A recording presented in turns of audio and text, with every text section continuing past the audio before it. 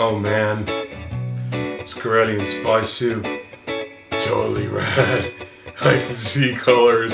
Oh poo. Lord Vader, I didn't expect my uniforms in the dry cleaners. Several transmissions were beamed to the ship by rebel spies. I want to know what happened to the plans they sent you. Oh yeah, the plans, right?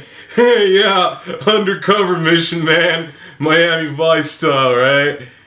Where are those transmissions you intercepted? What have you done with those plans? Oh no, yeah, see, that's totally under control, man. I was hanging out with this rebel agent, and she's totally cool, has these neat hair buns, and yeah, no, they went, the plans went missing. Yeah. What do you mean?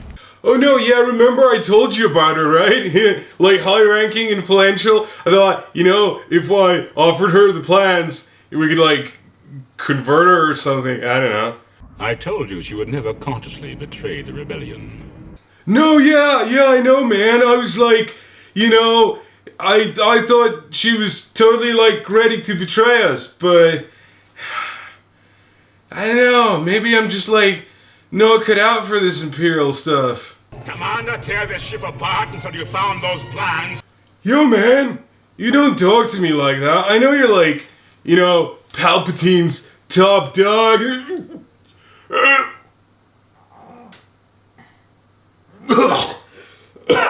Sorry, choked on a crouton.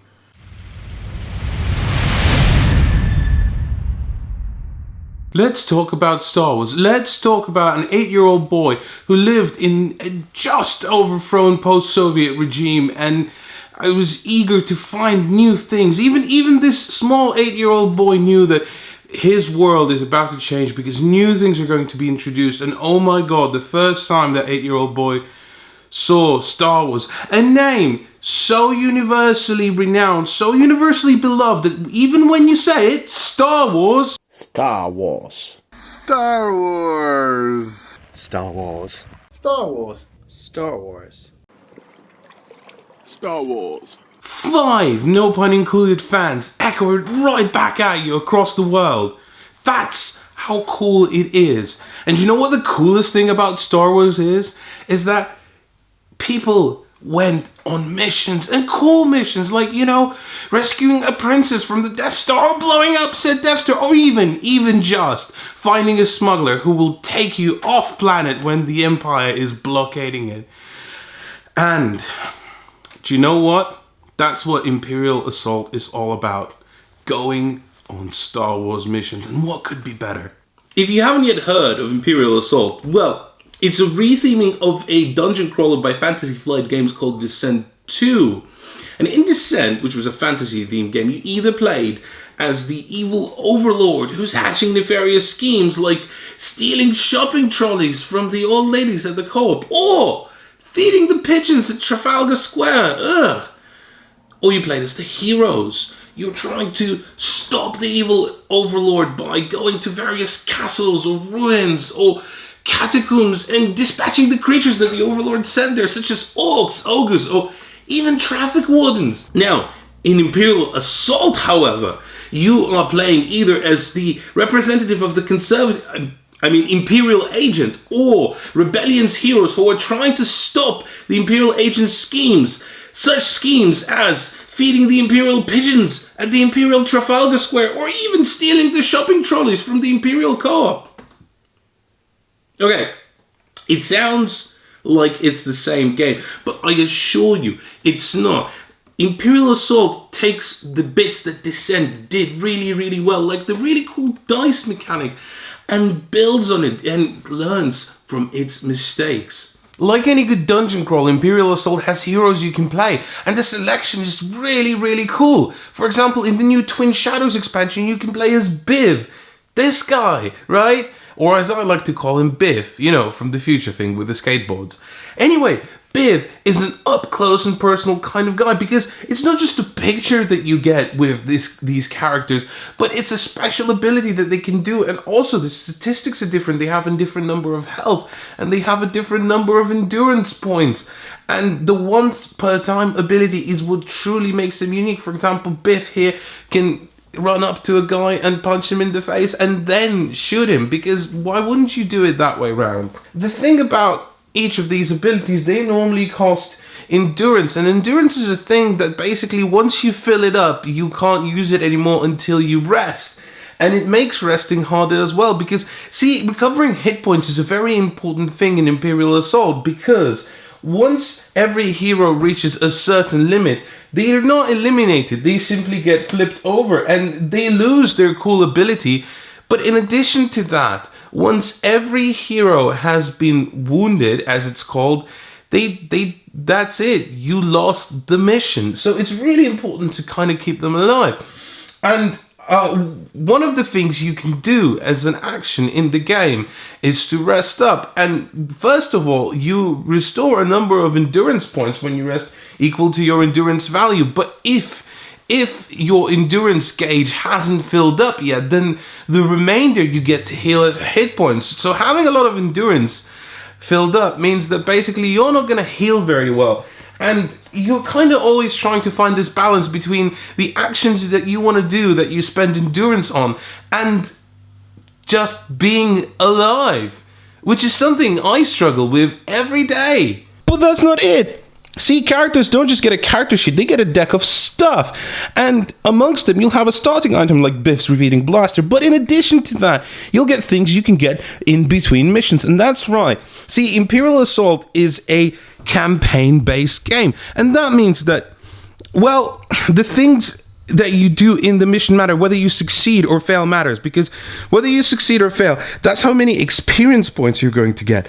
And you can either spend them on tiny things like this Shake It Off ability, which is cool and useful, but not as powerful as something like the Vibro Bayonet, which is a weapon that costs a lot of points. And well, how you play your character is up to you. There are many different avenues in how you develop them. For example, Sasuke, another character from the Twin Shadows expansion, has these device tokens. And the device tokens are things you can either make for yourself because you're a techie, or hand them off to other characters. Here, I made this for you. Oh, thanks. They're great. They give you bonuses, but if Sasuke wants to, she can really develop her character in a way where these device tokens become better and better. And that's the cool thing about Imperial Assault. How you play your character largely depends on you. When you set out to do a mission as the heroes in Imperial Assault, you don't quite know what you're supposed to be doing. I mean, you have a general gist, you have an idea. For example, in the starting mission, you're supposed to stop Imperial communications. And that sounds vague, and there is no directions as to how you're supposed to do it. And that's good. That's a very, very cool thing. It's so thematic and evocative of Star Wars, because when Luke sets out with Ben Kenobi to get to Alderaan, he has no idea how he's going to get off planet, but he's going to give it the good old-fashioned try. And it's the same principle here, because every action you do is full of suspense and trepidation, because at any point the Imperial player might just stop the game and read out a prompt given to him by the scenario booklet that only he knows. And anything could happen. You could open a door and find an ATST. That's not what happens in the starting missions. There's no spoilers, by the way. But it could. You never know, right? And I love that about Imperial Assault. And I also love being the Imperial player here, because you are like the Keeper of Secrets. You are like the guy who's hatching an evil scheme.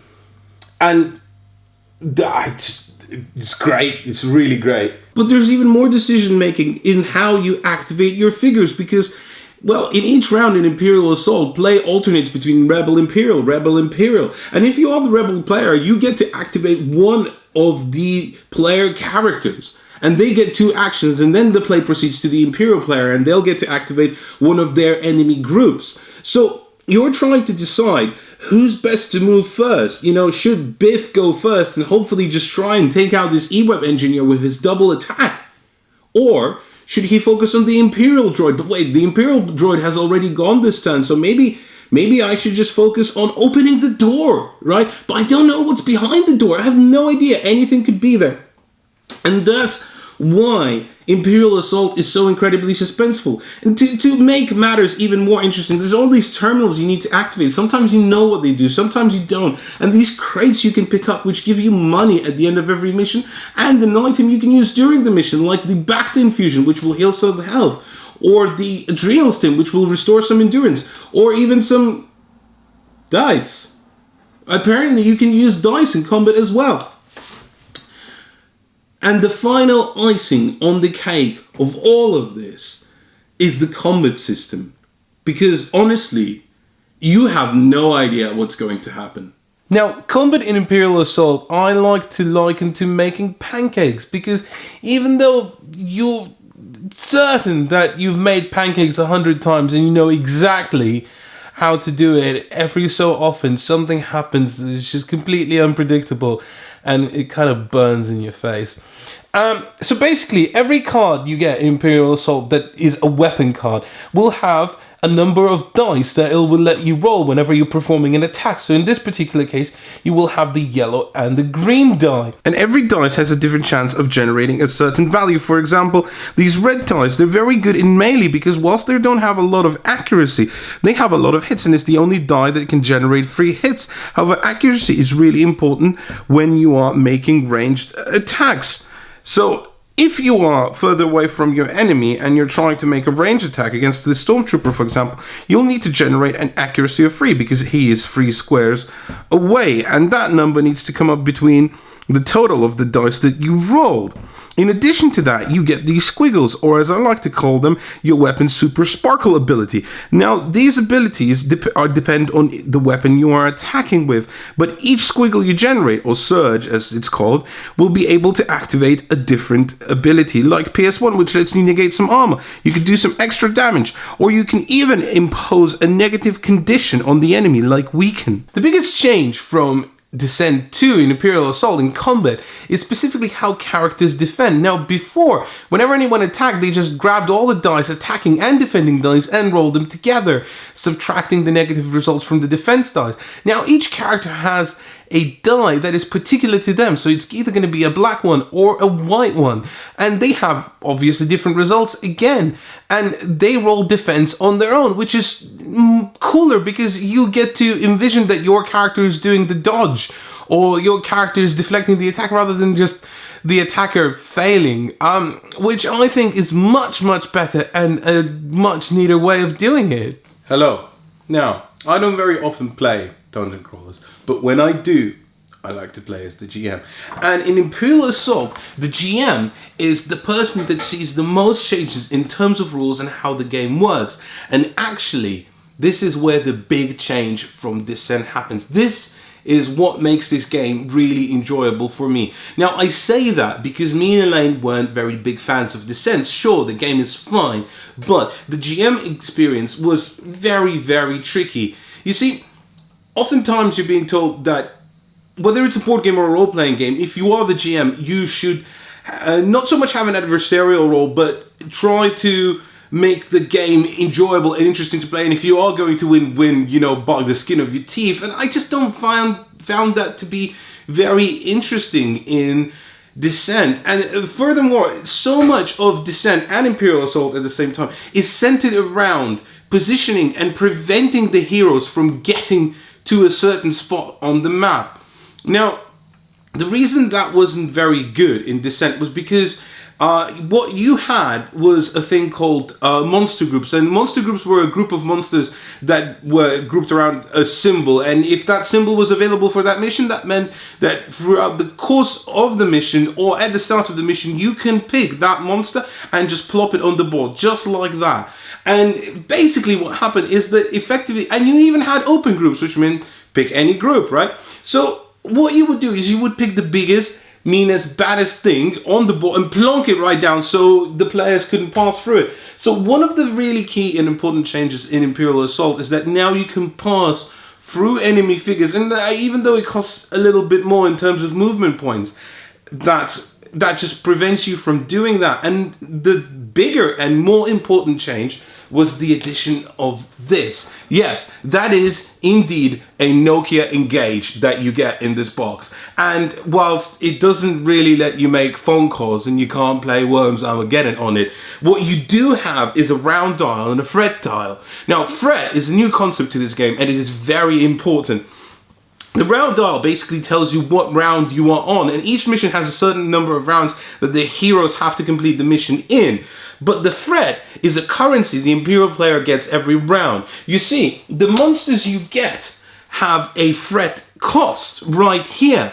So if you wanted to hire an Imperial officer in between rounds, you can do that, and that only costs you 2 fret. Whereas the E-Web engineer or the stormtroopers cost 6, but see, you get 6 free stormtroopers at the same time. However, what if you want better stormtroopers? What if you want stormtroopers that are a little bit more elite? You can do that. You just need to pay more fret. And there's loads of different characters, to the point where you can even if you want to, hire Darth Vader, but you don't get access to Darth Vader straight away. So for example, if I wanted to hire Darth Vader, I would have had to present a side mission to the heroes that they could take, and if they chose not to take that, or if they failed that mission, I would get this card as a reward, and I would be able to hire Darth Vader in my mission only if I paid 18 fret, which is an enormous amount, which basically means you can't hire anyone for a couple of rounds, and the mission has to be a high level mission, because the higher level the mission, the more fret you're getting each round. And then you get to have this guy. He's almost invincible. And that's what makes Imperial Assault interesting to me as a GM. It makes it an adversarial game. And don't get me wrong, I don't actually like being adversarial in role-playing games, for example. I buy and I completely support that you have to work together with the players in role-playing games.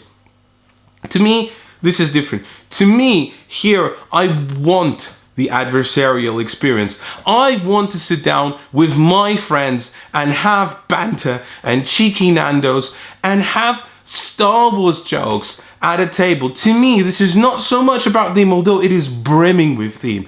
To me, this game is about having fun. And actually, this might just make it as my game of the year. Remember I mentioned side missions? That's another cool thing about Imperial Assault. You see, the way the campaign is structured, you don't just get main missions, you get side missions as well, and they kind of alternate one at a time. Now, the next main mission you're going to be playing largely depends on the outcome of the previous main mission. But in between missions, you get a random selection of side missions, and a side mission deck is created at the start of the campaign and will include side missions that relate specifically to certain characters. So you might get Biv's backstory. You know how he wanted to get that guy on the hoverboard, but eventually wound up in a fountain, and now he's so angry he's become a rebellion soldier. That is awesome. I really like that idea. I really like how side missions work, and there is a certain tension in which side mission you are choosing, because as the Imperial player, you don't just like run the game. You also get to craft how the adventure progresses. You get to choose a class. And for example, you might be really focused on troopers, or you really might be focused on improving weapon technologies for Imperial players, and you also get XP, you also get upgrades. But most importantly, you get to play ambushes, which are side missions that make the heroes inclined to take them, because if they don't, the Imperial player automatically gets a reward, and sometimes that reward does come in a certain character that then becomes available to them. It creates a real sense of cohesion, a real sense of story, but a campaign might take very long and does require a dedicated group of players to play through. However, if you think you can't find a dedicated group of players, you can just play missions on their own. It's not quite as rewarding, but it's still as fun. But more importantly, you can get the Twin Shadows expansion, which does have another campaign, but it is a mini campaign that doesn't have side missions in it. Now, whilst I kind of really wanted for it to have side missions, because I like side missions. I like exploring characters' backstories, and you don't get to explore the new characters' backstories in the Twin Shadows campaign. However, you do get a campaign that is only 4 missions long and has actual progression, leveling up, and eventually defeating the main villain. And there's already an expansion out there. I can't even find room on the camera to place it. It's so big. Actually, it's not very big. It's all right size. But what you get inside the box is more of Imperial Assault. And there's no other way of saying it. You get 2 new characters. You get a new Imperial class. You get some rule tweaks. You get like a new condition and stuff like that. But the most important thing is just you get more fun. You get a whole new campaign. And you get more skirmishes. What more could you want from an expansion? More of the same, please. Can I have another expansion right now? I'm done with this one. And do you know what? There is another expansion coming up, and it's called Return to Hoth. So if this is Tatooine, and the next one's Return to Hoth, you know what the third one's going to be, right? Now, it might come as no surprise because this is a game by Fantasy Flight Games, but the miniatures are absolutely superb. They are delicious, and I don't use that word often.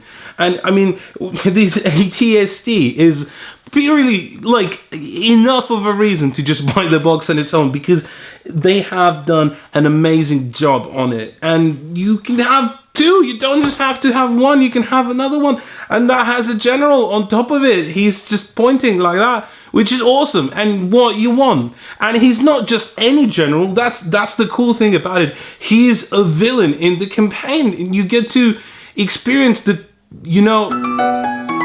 Sorry, I didn't think this actually made phone calls. Sorry. Hello? Oh.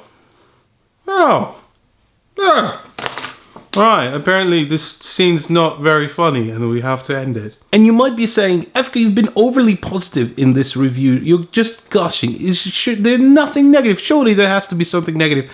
Well, there is. So if you're into video games, you might be familiar with the concept of Day 1 DLC. And if you're not, that's basically downloadable content that is paid for that you can buy at the same time the game is released. And that's what you get in Imperial Assault, in the form of blister packs that deliver you these miniatures, and sometimes you get 1 and sometimes you get a couple. And I have to say, Fantasy Flight, we've been friends for a long time. We've been running through meadows and sharing desires and dreams. But this time, just don't, please.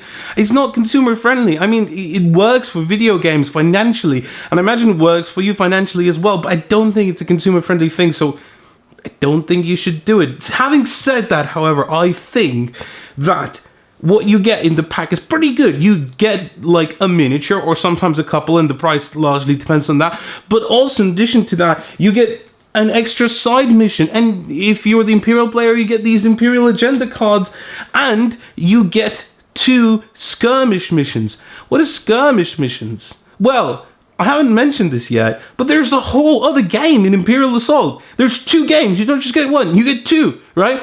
So here's the thing. You can play the standard dungeon crawler mode, or you can play a 2-player miniature skirmish. And it has a whole slew of missions, and it's great. I mean, okay, so we haven't actually played it yet, but we hear that it's all right. And to be honest, all right, it's good enough for me, because that's a second game within the same game, right? Even if it was rubbish, I'd be like, well, it's got another game mode. You can just play it, right? And I like that. And there's one other thing that I don't quite like about Imperial Assault, is that sometimes, it's basically the nature of cooperative games, right? Sometimes you feel like your turn is predetermined for you. You don't get to really decide what you're going to do, because it's just in the best interest of everyone that you do so, and the kind of group thing basically decides for you. And I don't think it's so bad here, actually, because you feel like the rebel characters, they really complement each other. And I don't just mean like in other cooperative games, well, this character is good at this thing, and this character is good at another thing, and they're all kind of good at their one thing. No, the way it works in Imperial Assault is that they actually complement complement each other. They have strengths and weaknesses, and they just feel like they gel together, and it truly achieves that Star Wars feel, because you feel like a team. You feel like without that person, we wouldn't have been able to do so well. And not only that, you feel like up until the last moment, there's this immense sense of trepidation, even though you think like, oh, okay, so we've done everything we needed to win. We just need to do this one final action, and we've done it, right? Right? You're never sure, because you're never sure what's going to come up. And that's why I really, really, really like Imperial Assault. In fact, I like it so much that I almost was about to name it my game of the year. I actually decided to name it my game of the year. And here's why, right? Let me explain why I wanted to do that. Well, there is a number of things I look for in a game when I play it. And I mean, I have my own preferences, whether I like heavy Euros or thematic games, right? I'm definitely leaning more towards the Euro side, but that's a personal thing. When I review games, I tend to look at them objectively, you know, and the number one thing that I look for, and this is the basis for pretty much any game, do decisions matter? In Imperial Assault, they do. Am I having fun? And not just me, are the people across the table having fun? Trust me, in Imperial Assault, like no other game, we were having fun. It truly felt like a reason to get together with friends and just enjoy it. And number 3, is the game deep? And if it's not deep, does it have something else to complement it? And in Imperial Assault case, it does have something else to complement the depthness, because it's not a very deep game. It has that tension, it has that uncertainty, it has that feeling of, oh my god, are we going to fail? Are we going to succeed? We just need to finish this mission, because if we do, this experience and everything, that is there in spades. But what Imperial Assault lacked for me was that, I can't even place it. I can't even say what it was that made me think, no, this isn't quite Game of the Year, but it's so close. And so instead of awarding it the Game of the Year award, I am going to award it this would have been the Game of the Year if EFCA didn't think that another Game of the Year is better, and if only for that, it is winning the award of I had the most fun of playing a board game this year. And you see, it looks brilliant on the cover. Fantasy Flight Games. You want to call your designer and printer, you know, just stamp that baby right on there, because it looks really good. And on the buy, play, or stay away scale, this game gets, are you kidding me? If you're into dungeon crawlers, run out and get it.